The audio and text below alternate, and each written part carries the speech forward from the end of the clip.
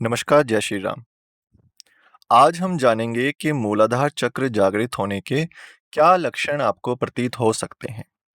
कुछ आसनों की भी बात करेंगे, जिससे आप अपने अंदर मूलाधार को जागृत कर सकते हैं और अगर मूलाधार डिसबैलेंस्ड है, तो उसके क्या रिज़ल्ट आपको अपने जीवन में दिखाई देंगे, वो भी आज आपको इस वीडियो में पता चल जाएगा। अगर कोई भी लक्षण इसमें से आपको खुद के अंदर दिखाई दे, तो समझ लेना कि आपके मूलाधार जो है वो डिसबैलेंस्ड है और उसको बैलेंस करने की बहुत ज़्यादा ज़रूरत है। हमारे हिंदू धर्म और योग शास्त्र में इस मूलाधार चक्र को बहुत ही प्रमुख चक्र माना गया है और जो कुंडलिनी शक्ति के संबंध में जाना जाता है। इस चक्र को शक्ति के ब्रह्मांडीयकरण का मूल स्थान माना गया है और ये हमारे सिरे के नीचे मूल स्थान पर स्थित होता है। मूलाधार चक्र के जागरण के कुछ लक्षण जो मैं बता रहा हूँ वो इस प्रकार है। पहला, अगर मूलाधार चक्र के जागरण के समय व्यक्ति में भय कम होता है और उसके भावनात्मक जीवन का जो संतुलन है वो बढ़ता है, तो यानी वो मूलाधार चक्र उसका जागृत है। दूसरा, अगर मूलाधार चक्र जागृत होता है तो व्यक्ति को शारीरिक और मानसिक ऊर्जा मिलती है। वह ताकतवर और जीवंत होता है। उसमें वो कहते हैं ना, बहुत जीवंत है। बहुत से लोग बुझे-बुझे से रहते हैं, लेकिन बहुत से लोग बहुत जीवंत होते हैं। उसका मतलब मूलाधार जागृत है। जब कोई व्यक्ति बेजान-सा दिखाई दे तो समझ लेना कि मूलाधार बहुत बुरी हालत में है उस व्यक्ति का। तीसरा लक्षण जो है वो ये है कि इस चक्र के जागरण से व्यक्ति को सही निर्णय लेने की योग्यता मिलती है और उसे अपने लक्ष्य को प्राप्त करने के लिए समर्थन मिलता है। चौथा जो लक्षण है वो ये है कि मूलाधार चक्र के जागरण के समय शरीर में गर्मी का अनुभव हो सकता है, जिसमें कुंडलिनी शक्ति का अनुभव भी साधक को होता है। यहाँ तक कि व्यक्ति को आंतरिक शक्तियों का भी अनुभव हो सकता है, जो उसे आनंददायक और उत्साहजनक बनाती हैं। वो उसको परेशान नहीं करती, वो उसको एक गुड फीलिंग देती हैं अंदर से। तो ये चौथा लक्षण था। पांचवा जो लक्षण है कि व्यक्ति की मूलाधार चक्र जागृति के समय उसके आसपास की भौतिक वातावरण जो होता है उसमें एक सकारात्मक परिवर्तन हो जाता है। उसको नेगेटिविटी फील नहीं होती। व्यक्ति अपने साथी और दृश्य जगत को सकारात्मक रूप से देखने लगता है और उसके अंदर एक अति अधिक उत्साहजनक वो खुद में बन जाता है। बहुत से लोग अपने आपने देखे होंगे जो बहुत दिल खुश होते हैं, जीवंत होते हैं, हैप्पी हैप्पी रहते हैं, ज़्यादा टेंशन लेते नहीं। इसका मतलब उनका ये चक्र बहुत अच्छे से बैलेंस्ड है। तो अगर आपके अंदर इनमें से कोई एक या एक से अधिक लक्षण है, तो यानी आपका चक्र जो है मूलाधार का वो बैलेंस्ड है। और अगर एक भी लक्षण नहीं है, ये सारे के सारे लक्षण आपके बिल्कुल अपोजिट चल रहे हैं जीवन में, तो यानी आपका मूलाधार जो है बहुत गंदे तरीके से डिसबैलेंस्ड है और उसको बैलेंस होने की बहुत जरूरत है। पता है, अगर डिसबैलेंस्ड होता है मूलाधार तो बहुत सारे रोग आपको जीवन में घेर लेंगे। जो भौतिक रोग भी हो सकते हैं, भावनात्मक रोग भी हो सकते हैं और मानसिक रोग भी हो सकते हैं। मानसिक स्वास्थ्य तो हिल जाएगा पूरा, आप झेल नहीं पाओगे, ऐसा खराब हो जाएगा।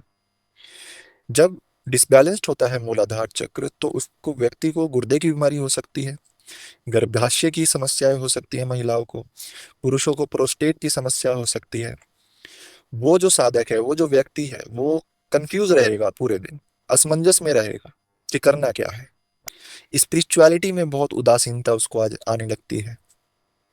उसको डिप्रेशन या हर चीज का डर लगने लगेगा कि भाई ये करूंगा तो ऐसे ना हो जाए, वो करूंगा तो वैसे ना हो जाए। हर चीज का भय बना रहेगा।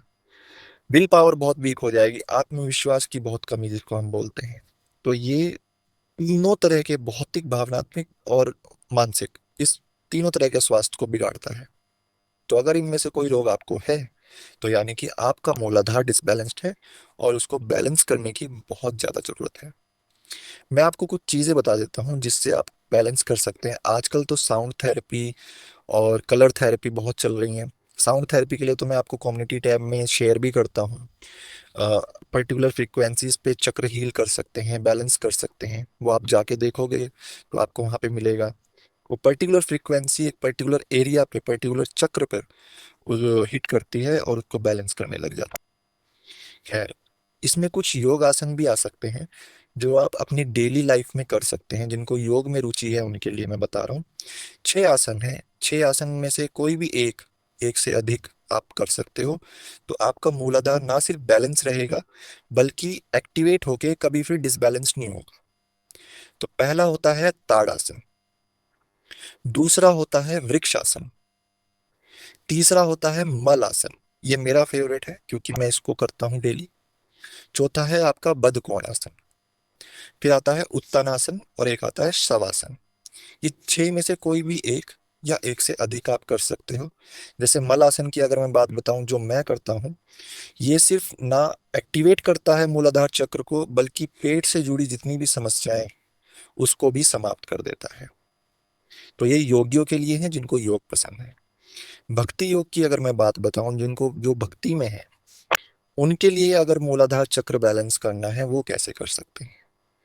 इस चक्र के जो देवता हैं वो भगवान गणेश हैं। और भगवान गणेश जो है हमारे हिंदू धर्म में विघ्नहर्ता है और शुभ प्रयासों के देवता माने जाते हैं। अभी जैसे मैंने आपको वीडियो के शुरू में बताया कि मूलाधार चक्र शक्ति जो है वो ब्रह्मांडीय करण का मूल स्थान है, जिसमें भगवान गणेश की कृपा और आशीर्वाद से ही इस चक्र को जागृत किया जा सकता है। तो जो भक्ति में है वो क्या करेंगे, वो भगवान गणेश के ध्यान और उनकी आराधना से आध्यात्मिक सफलता, सकारात्मक ऊर्जा और इस मूलाधार चक्र को जागृत कर सकते हैं। ठीक है। तो मैंने योगियों के लिए भी बता दिया है, भक्तों के लिए भी बता दिया है कि कैसे बैलेंस कर सकते हैं। साथ ही मैंने जागृत होने के लक्षण बताए हैं और क्या इससे रोग हो सकते हैं अगर डिसबैलेंस्ड है तो। अगर फिर भी कोई कमी रह गई हो या आपको और कुछ जानना हो तो आप कमेंट कर सकते हैं। जय श्री राम।